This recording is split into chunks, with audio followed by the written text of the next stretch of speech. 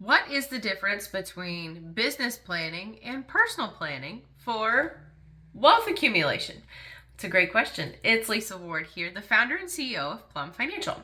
So, when working with entrepreneurs or business owners, occasionally our business planning and our personal financial planning is intertwined, but really they need to be completely separate. Yes, they can be coordinated because that's what we're focusing on this month. And coordination is key here, but they are completely separate things. So the business has its own planning, its own goals, and its own cash flow management, and reinvesting in the business so that we can continue to grow. So hire more employees, get a second location, buy more, say, trucks or vehicles or tools or equipment, material, whatever that is, so that we can continue to grow the business.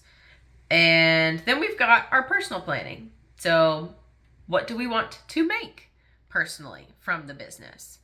So having the business grow accordingly to pay what you want to make from the business does have to coordinate. It can't just be like, okay, well, I want to make, $250,000 and your business only makes $100,000. Well, okay, that's not tracking.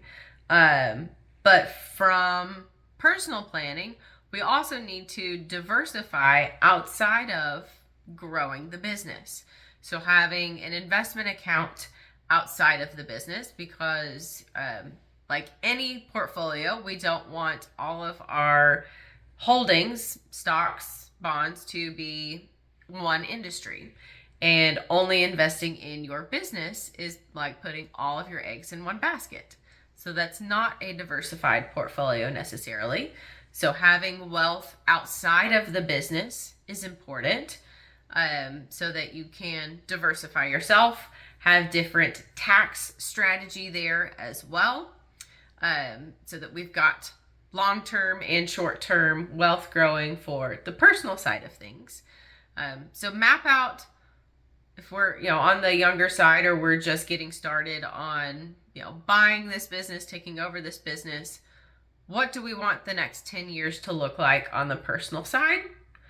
And then knowing those things, how does that then affect what you need the business to do? So we can approach it from both ways. Look at the business. Okay, if we grow and reinvest in the business, then that will allow me to do X, Y, and Z personally. So if we are wanting to become, only open for 4 days a week, then what does that allow me on the personal side to accomplish? So have more time with family, take time for hobbies, have, some creativity time.